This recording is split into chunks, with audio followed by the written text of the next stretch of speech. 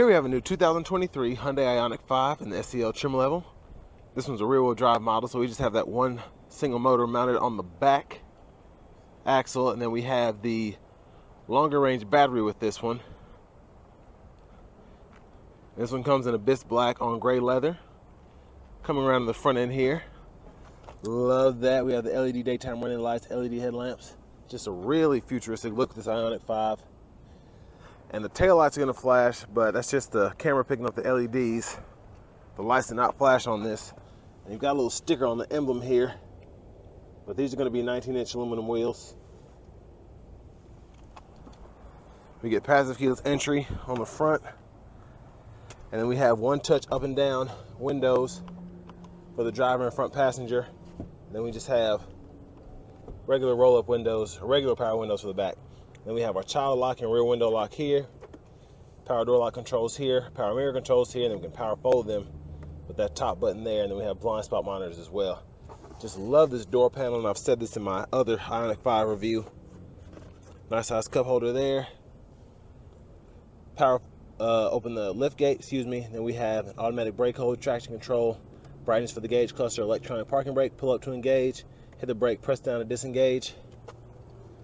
And then here's our power driver seat with power lumbar support.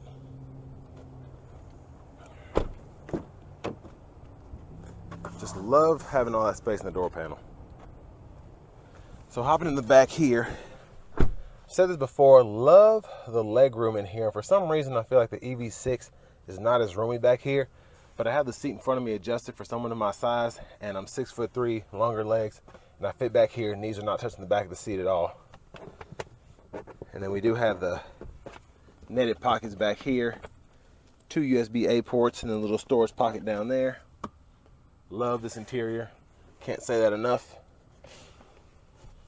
Middle seat folds down, cup holders there. And they just really did a good job making this vehicle feel extremely futuristic while also looking retro at the same time. We're going to go to the back, but first, see if we can see this window sticker through the tinted glass.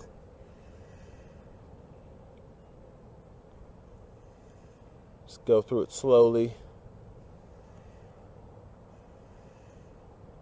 And then this one stickers right at 49,320, and there are the economy figures there. EPA rated for 303 miles on a charge, so pretty nice. And there's that back in there. Like I said, the lights are going to flash, but that's just how the camera's picking them up. They're solid, I promise.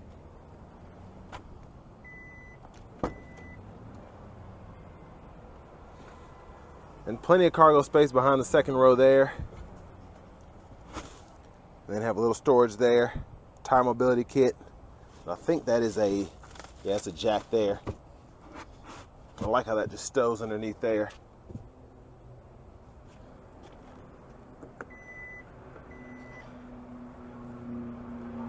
And then you can open this here when the vehicle is off. And then you can, that's your charge port. And then to fold that rear seat down, you just pull up here, and that'll fold flat, and then you just have to lock it back into place, and to move it back and forth, you have several stages. You just hold that there and adjust it. And then we do have a manual seat for the front passenger here. Glove compartment.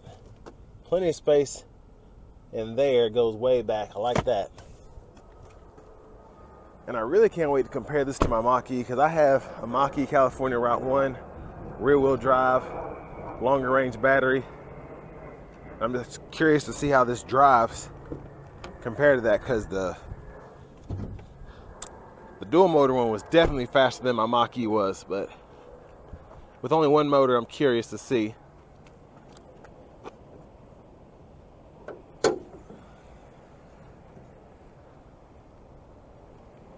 So not much going on here, and it's hard to see in there, but I'm just interested because I thought that this one would be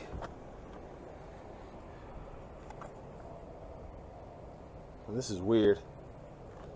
I've not seen this. So you open it and then I guess you can pull this back too or something, but all this is like a Small spot to put your stuff. I kind of like this though, because I have a mobile printer and this would fit perfectly in here and I wouldn't have to put it in the trunk.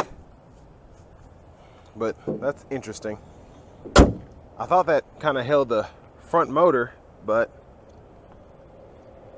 anyways, learn something new every day. So leather wrap steering wheel here, which I do love that design there. Just a really cool look, and this is just such a futuristic looking car on the inside in particular. Now we do get AM, FM, XM radio, if I can find where that is. Here it was. From the Earthling album.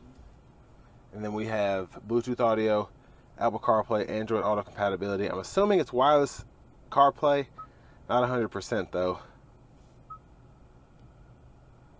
There's a navigation there. I think it is, I think I tested this on the dual mode. I think it does have wireless CarPlay.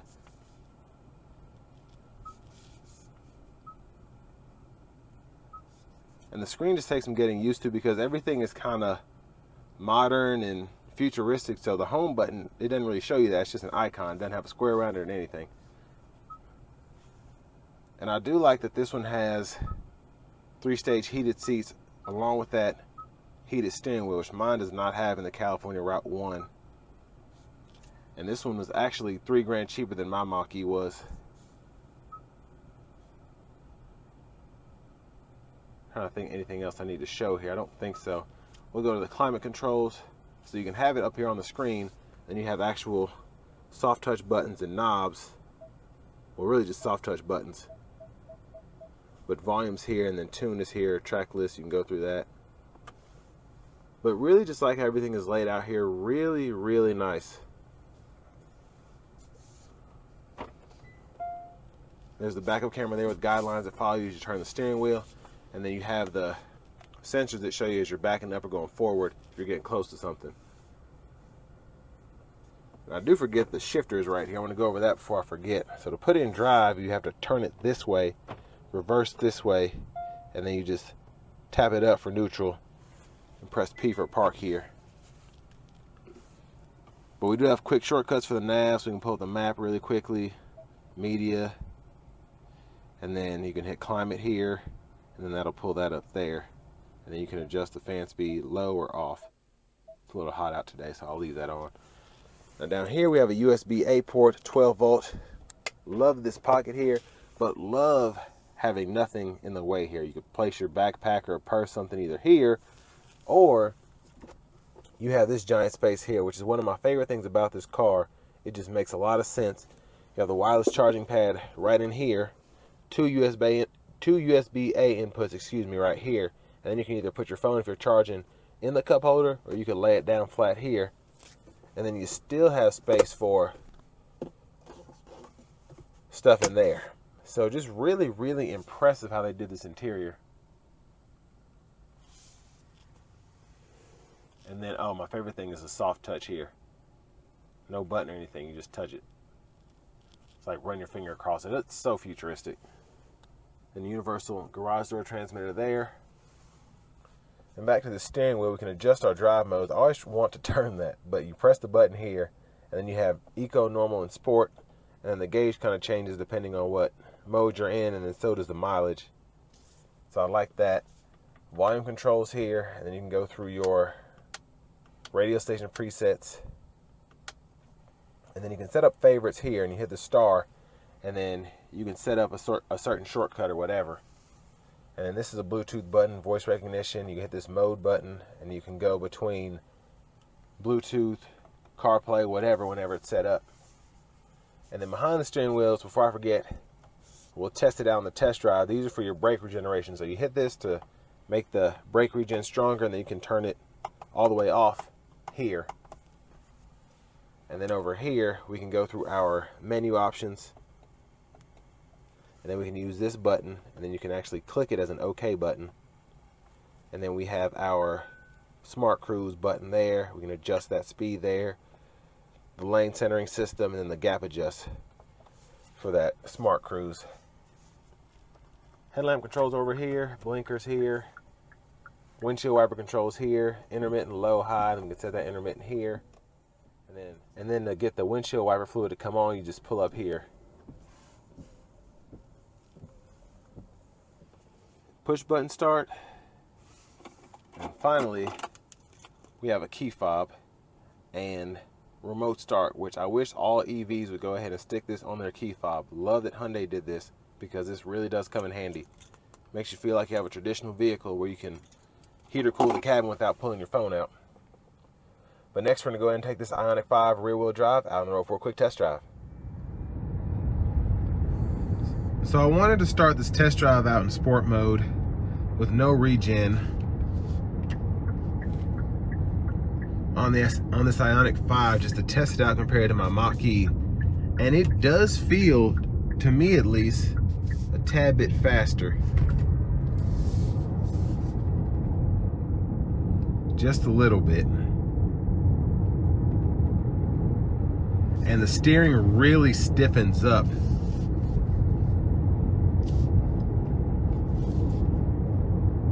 I mean, it really stiffens up. That's pretty impressive. Now in the Mach-E, when I go between whisper and unbridled, I can feel it, but just ever so slightly. But here it's like, it's crazy when you put it into sport mode. But I'm just using the brake pedal and the throttle here, and it just drives like a normal car. And of course I can put it up to level 1 here. Well, I'm going the wrong way. So I'm in level 1 regen now, and it's just a little bit of bite there. It feels more like the low mode, or I should say the low gear in my Pacifica hybrid. Just a little bit of regen. You get that initial bite, but then it just keeps coasting. It doesn't like start braking. And then level 2. Just a little bit more bite. Level 3. Another bit there. And then of course the I pedal is your strongest regen, and you can one pedal drive with that. But even in the eco mode, it still has plenty of pull. And I'm gonna go ahead and put it into normal now. Give it a little throttle.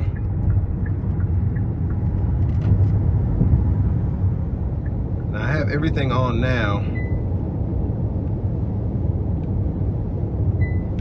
So the lane centering, the cruise, and a really, really smooth ride here. Really impressive for this kind of car.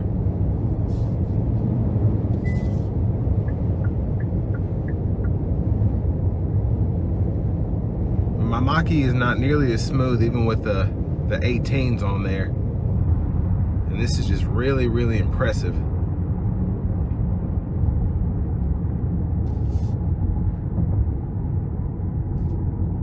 Now, like I've said in my other reviews of Hyundais and Kias, you have to watch the lane centering, because when you turn the cruise off, that doesn't necessarily go off. It still tries to center you in the lines, which can be a gift or a curse depending how you look at it.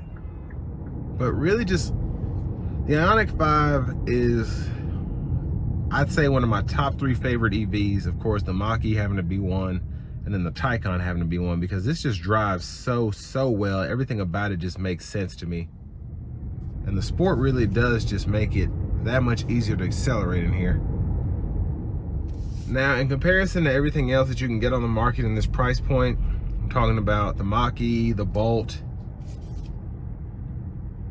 even that new Toyota that came out, which I haven't driven that, and especially the Nissan Leaf. This is something that is a pretty good price for what you get.